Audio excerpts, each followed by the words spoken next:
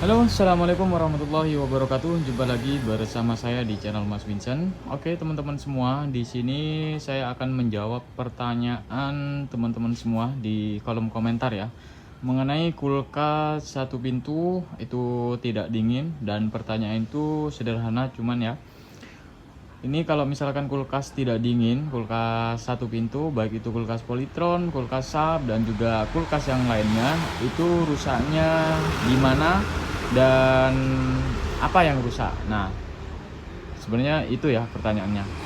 Oke, jadi di video tutorial kali ini saya akan membuat video tutorialnya, karena kalau misalkan pertanyaan seperti itu saya tidak bisa menjawab teman-teman ya. Karena untuk menjawab pun itu harus cek secara fisik ya. Jadi kita harus cek untuk kulkasnya, kondisi kulkasnya kenapa. Nah, untuk video tutorial kali ini mungkin ini bisa membantu masalah kulkas yang tidak dingin, supaya kalian bisa memperbaiki sebuah kulkas yang tidak dingin. Meskipun tidak bisa memperbaiki, setidaknya kalian bisa menganalisa kerusakan dari kulkas kalian, teman-teman ya. Oke, yang pertama di sini untuk masalah kulkas ya. Di sini kulkas satu pintu. Nah, ini kulkasnya ya. Nah, yang pertama kalian harus cek di bagian mesin kompresornya terlebih dahulu, teman-teman ya.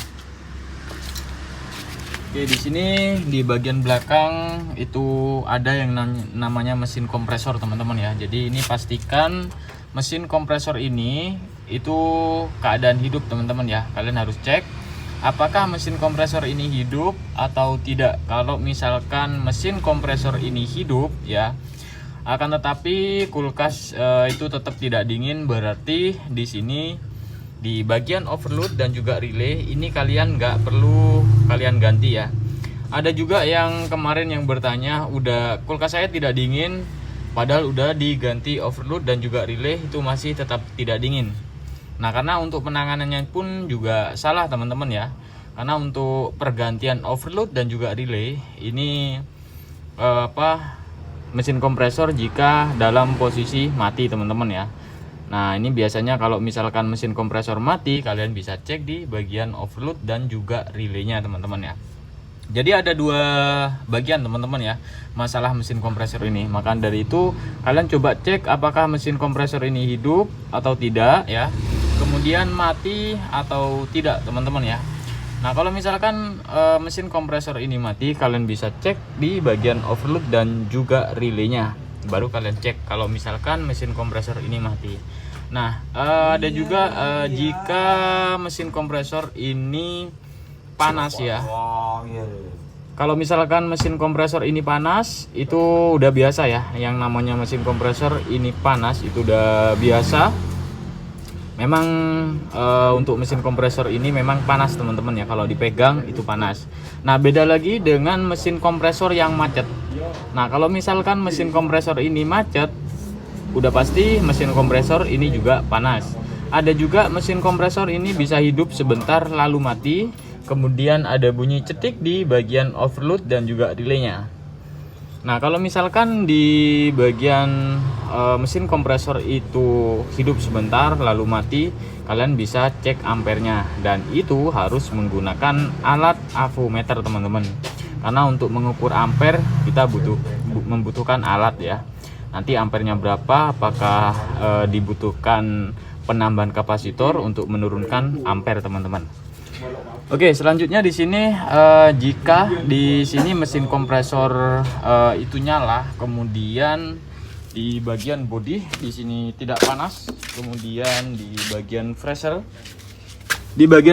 di sini ada bunyi gemericik ataupun ada suara desis air, teman-teman ya.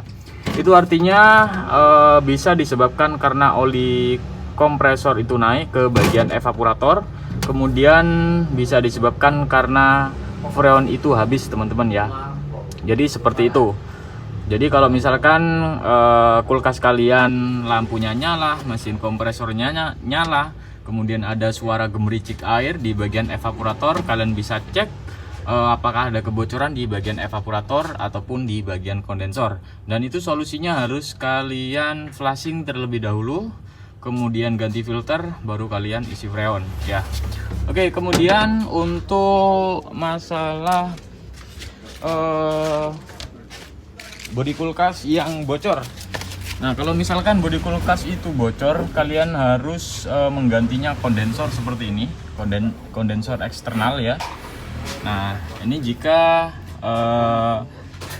ada kebocoran di bagian kondensor. Nah, kondensor itu sendiri kalau misalkan yang bawaan tuh kan pasti di bagian bodi kulkas ya, nggak seperti ini. Karena nggak mungkin kalau pergantian kondensor kita pasang di bagian bodi ya. Jadi seperti itu. Oke, kemudian bagaimana jika kulkas saya tidak dingin, tapi ketika saya nyalakan itu mesin kompresor sempat hidup ya. Ini sempat hidup sebentar, kemudian setelah saya hidupkan itu mesin kompresor mati teman-teman ya. Nah, yang pertama saya sebutkan itu biasanya ampernya tinggi. Nah, ada beberapa faktor masalah ampere tinggi, itu bisa disebabkan karena tegangan voltase listrik itu terlalu drop ataupun terlalu turun. Maka dari itu kalian harus cek dulu di bagian tegangan ataupun voltase listriknya, itu pastikan normal ya di 220 volt. Kalau misalkan voltase bagus, kemudian ini masih tetap, kalian bisa cek di bagian overload dan juga relaynya, apakah ada yang pecahkah di bagian relaynya. Terkadang untuk di bagian relay itu mengalami pecah teman-teman ya. Nah, pecahnya ini masih bisa nyambung teman-teman ya antara RS-nya. Nah, itu bisa disebabkan ampere tinggi teman-teman. Nah, kemudian jika overload dan juga relay ini aman ketika kalian cek ya. Nah, itu kalian harus cek dulu ya, apakah di bagian lilitan dari mesin kompresor ataupun spool mesin kompresor ini ada pengurangan atau tidak teman-teman ya. Jadi seperti itu. Kalau misalkan ada pengurangan, solusi terakhir sebelum kalian mengganti, kalian bisa belah ya, kalian bisa belah di bagian mesin kompresor ini, kemudian kalian cek di bagian spool, atau kalian solder ulang untuk di bagian spoolnya, dan kemudian kalian cek menggunakan avometer apakah setelah disolder itu nilainya itu bertambah atau tidak. Kalau misalkan udah nggak bertambah, berarti fix di bagian mesin kompresor ini itu mengalami rusak teman-teman ya. Nah, jadi seperti itu teman-teman. Nah, kalau misalkan mesin kompresor ini macet, ya, biasanya ketika dinyalakan itu bunyi dengung tong, kemudian bunyi cetik di bagian overload ini teman-teman. Nah, cetik gitu. Nah, berarti di sini mesin kompresor macet, meskipun lampu kulkas tetap nyala teman-teman ya, tapi kulkas nggak dingin karena mesin kompresor ini macet. Dan itu solusinya kalian harus jumper menggunakan 3 kabel bisa, kemudian kalian bisa pukul-pukul dulu. Kalau misalkan nggak bisa, itu di video saya kemarin udah saya bahas teman-teman ya. Oke, jadi seperti itu. Kalau misalkan bang udah diservis tapi tetap tidak dingin. Nah, kalau misalkan udah diservis tetap tidak dingin, kalian lihat dulu ya yang nyervisnya bagaimana, cara nyervisnya bagaimana, apakah udah di flashing atau belum, di evaporator udah di flashing atau belum, kemudian di bagian filter ini udah diganti atau tidak. Karena kalau misalkan pengisian freon itu pasti akan mengalami kebuntuan teman-teman ya. Kalau misalkan di bagian kondensor itu kotor, di bagian evaporator kotor, di bagian pipa kapiler ini kotor, itu pasti terjadi kebuntuan. Nah, kalau misalkan terjadi kebuntuan seperti ini, itu biasanya ketika dinyalakan pertama kali itu bisa dingin, kemudian setelah dingin kemudian dia langsung mencair kembali. Nah, meskipun mesin kompresor ini hidup, tapi di bagian freezer itu mencair teman-teman ya.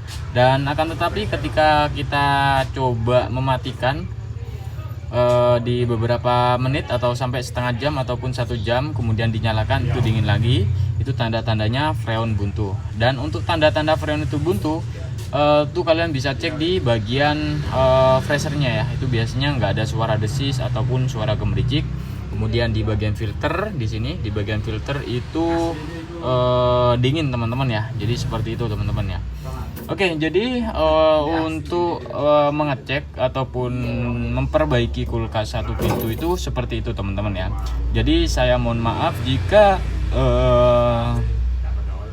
kalian bertanya bahwa kulkas saya nggak dingin itu apa yang rusak, nah itu kalian itu saya nggak bisa jawab teman-teman ya, karena harus saya cek dulu kondisi kulkasnya, apakah mesin kompresor ini jalan atau tidak ya. Kemudian jika mesin kompresor ini jalan tapi tetap tidak hidup, ya banyak faktor-faktor yang menyebabkan kulkas ini tidak dingin teman-teman ya. Oke, mungkin itu aja. Jika teman-teman ada pertanyaan silahkan tulis di kolom komentar, dan jika teman-teman ada kesulitan ya bisa langsung di komentar aja teman-teman ya, di kolom komentar ya. Oke, mungkin itu aja, dan jangan lupa untuk like, share, dan subscribe. Wassalamualaikum warahmatullahi wabarakatuh. Sampai jumpa di video selanjutnya.